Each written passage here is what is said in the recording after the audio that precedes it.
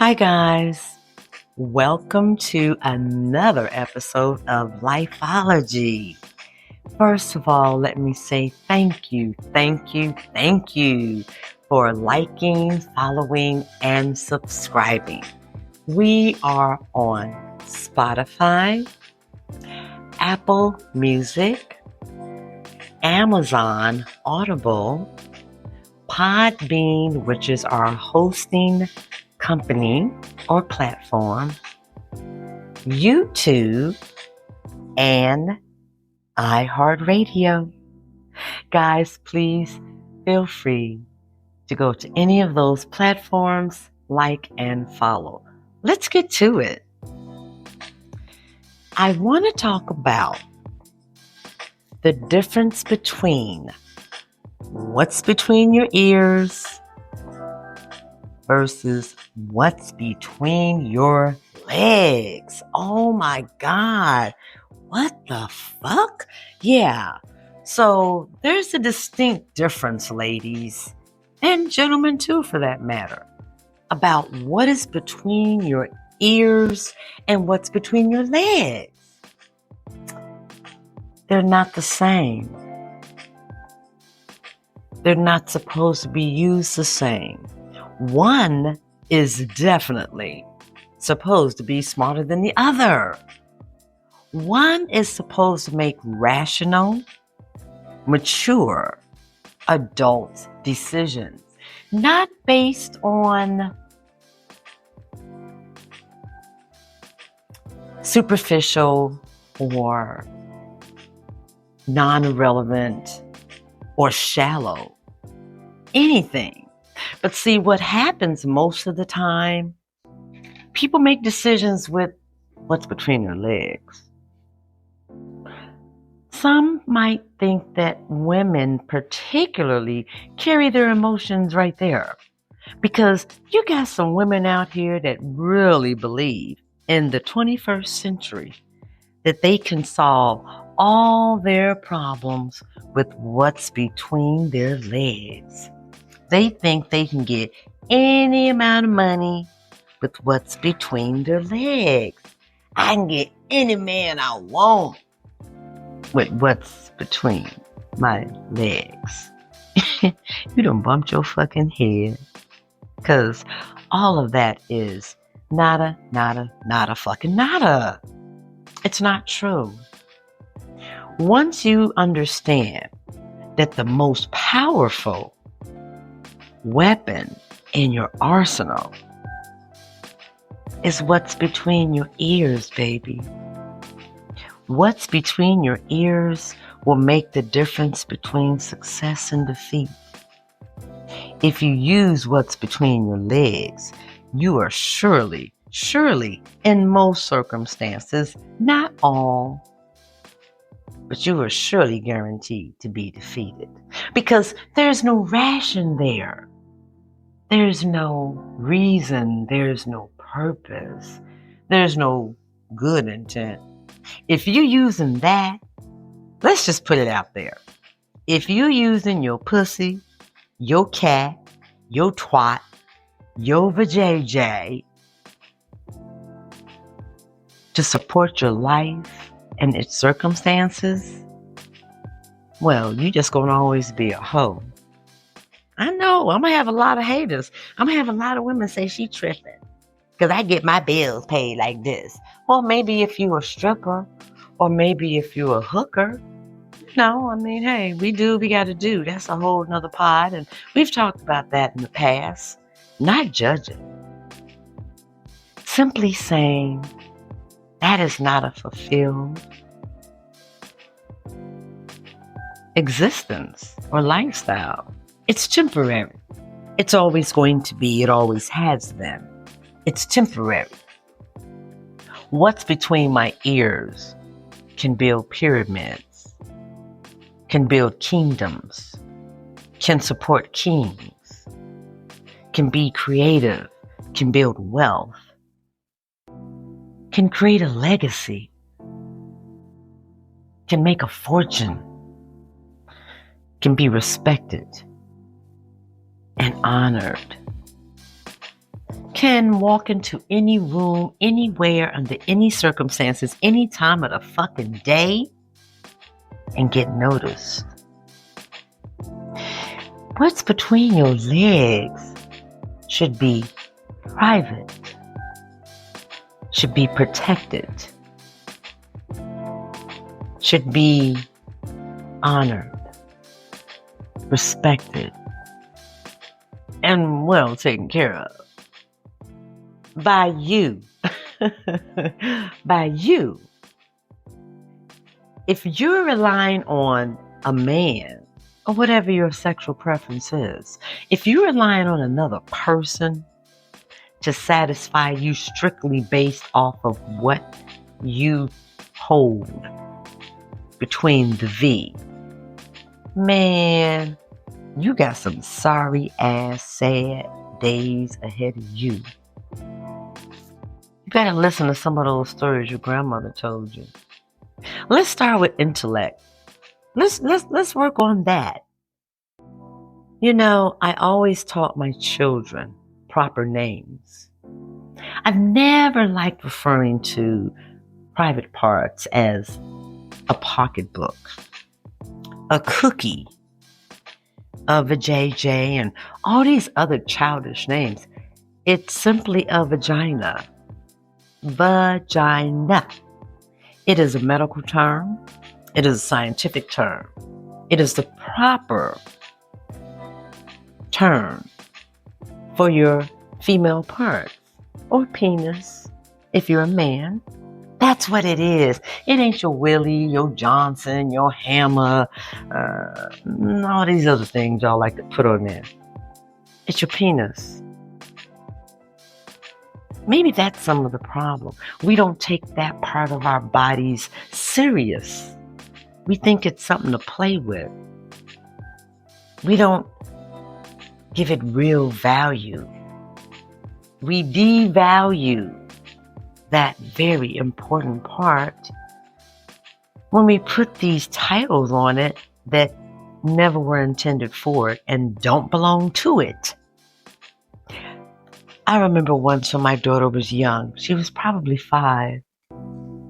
I was in the military. And my husband and I both had to work that night. So, you know, in the military, families work together a lot. It's quite a lot of camaraderie. And she was the babysitter. It was one of the, some enlisted person on base, their wife did babysitting. And she was there. She had to spend the night because we both had duty, her father and I. I'll never forget when I went to pick Chanel up the next morning. We talked about her night, the babysitter and I, how her evening was and, what the kids did. Because she had a family, she had other children. And this woman, this grown ass woman, married with 3 headed children, whispered. She says, when I was giving her bath last night, I went to bathe her, down there. And she said, no one's supposed to touch my vagina. I was like, pardon me? She said, no one's supposed to touch her vagina. This a grown-ass woman. She couldn't say the word. She was embarrassed. She was embarrassed to say vagina. Like, really? Wow. It felt more natural to give a natural part of one's body some crazy ass made up name. My sister used to say pocketbook, and I didn't understand that. Pocketbook? What you putting in? Well, she put some shit in. But anyway, that's another story too. But yeah, pocketbook. It's not a pocketbook. You don't put loose bills and loose change in there. What? Or my cookie? So anyway, back to that story. I was appalled. I was just like, I just could not believe a grown woman was standing in front of me and she was embarrassed and she felt uncomfortable. But yet a 5-year-old felt extremely comfortable letting her know, this is my vagina and you are not to touch it. So, point taken. Because, she was 5 and she did not need help in that area at that point in time any longer. So, yeah, I let her know, if anybody touches you on your vagina, you let us know. No one is to touch you there. I did the same with my son. He knew when he was 2, maybe 3, that he had a penis. He didn't have a Johnson. He didn't have a Nicky Nacky. Or I don't even know the names. He just had a penis, man. The fuck you look like going to your doctor saying, yeah, my willy got a problem. What? What's your willy? Yeah. It also protects your children to some degree from predators. They don't expect a child to be that informed when they're young, especially. If a 5-year-old says to you, you cannot touch my penis, I think that person knows they mean business. And someone has been talking to them, and they're not going to be afraid to let them know that you tried to invade and intrude upon their private space and area. So it's really important that we teach our children the right words. My son, when he communicates with his friends, I'm sure some of them are calling their penises all kinds of shit. Especially boys. And what he look like saying, you mean your penis? Yeah. Because that's what it is.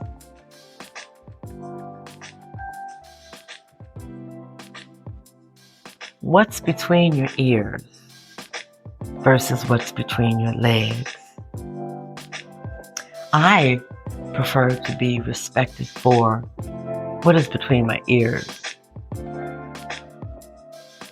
What's between my ears is way more valuable. What's between my ears costs us a whole lot of money as far as education goes. What's between my ears has gotten me promotions. It's gotten me in on business deals. It's gotten me recognized in different areas in my career. What's between my ears is the difference between being acknowledged and being overlooked. Between holding mature conversations and being tight-lipped and not knowing what the fuck to say.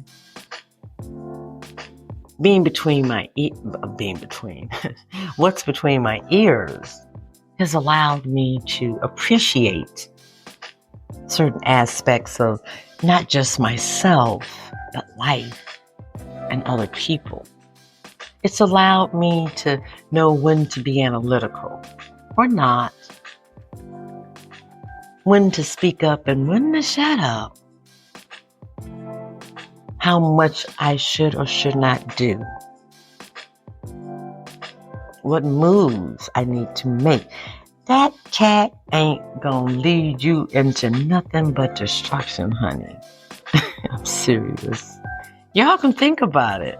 You think about how many times you thought rolling around in the hay with some man was going to get you some special privileges. And don't get me wrong,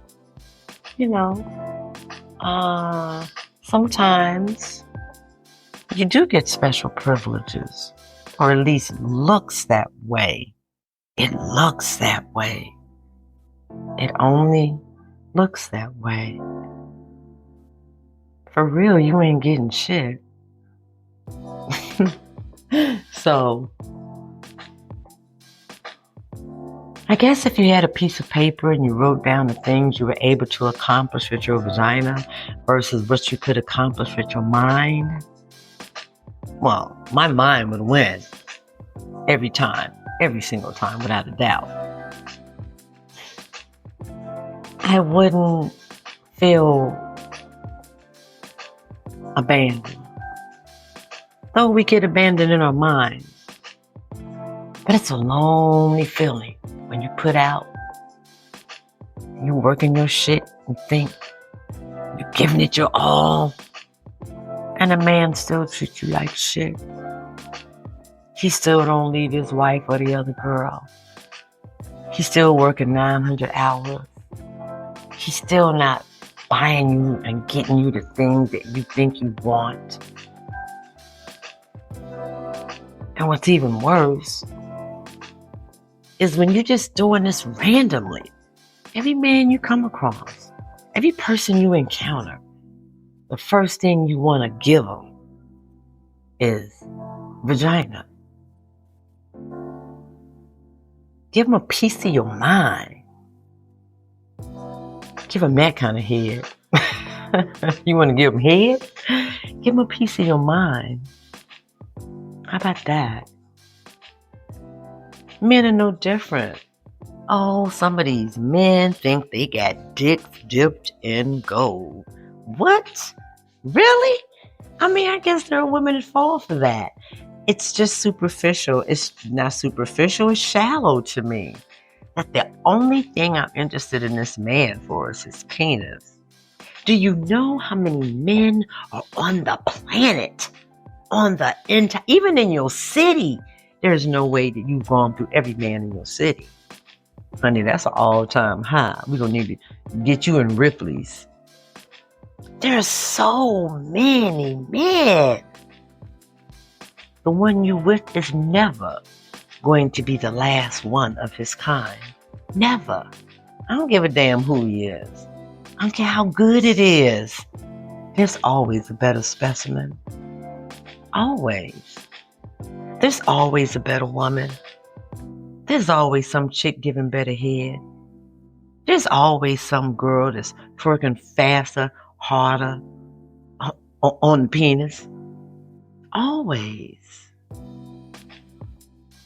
Where the thing between our ears falls in is being mature enough to realize that. So they make a conscious decision. I'm going to be happy. I'm going to be satisfied right here where I am right now. Otherwise, I'm going to be running in circles and chasing ass for the rest of my life. Now, if that's the kind of life you want to lead and the existence that you want, well, applaud. You get the prize. Okay? But you can't be out here looking for substance. You can't be out here saying you want a lady. You can't be out here saying you want an honorable man. I want a king. I want a king.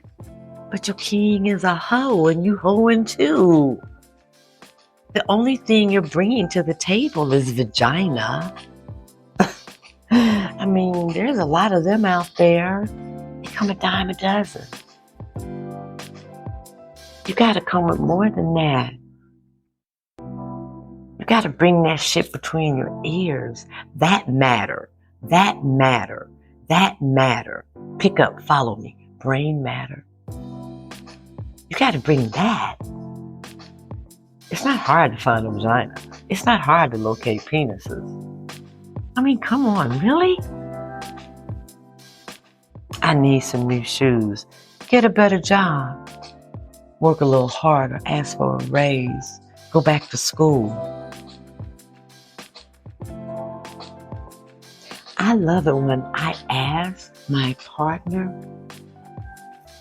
And I ain't just asking any random ass man to buy me shit. I love it when I ask my partner, or the person I'm seeing involved with, hey, I really want this new Louis bag. You ain't gotta be Louis. I want to go to Old Navy and buy some goddamn jeans. I love Old Navy. And he says, he don't have the money right now. Oh, let's do it next week because we got some shit coming up. Oh, okay. I'll just go get it myself. Because the thing between my ears has allowed me to be creative, has allowed me to be productive, has allowed me to be very financially comfortable. Comfortable. So I can go get my own damn jeans. I don't have to rely on him. Now, it's nice when your man does it. Oh my God, it's nice. It's nice when your lady does it. The point is, he can do it himself. She can do it herself. That's about to step and cross over into another topic about sharing responsibility. But y'all not ready for that one, so stop thinking that the world is going to bend down and kiss your ass or your vagina just because that's what you putting out. Just because that's what you offering. I'm just here to tell you, take your own poll. If that is all you offering, baby, you're just not offering that much. You're not. The vagina's not worth that much. The only time your vagina is worth hundreds and thousands of dollars is on that black market called trafficking. And you don't want to be that vagina that's abused and neglected and taken for granted. You don't want to be that one. Take care of yourself. Take care of your mind, your body, and your spirit. Grow what's between your ears. Let it be the thing that they see when you step into the room.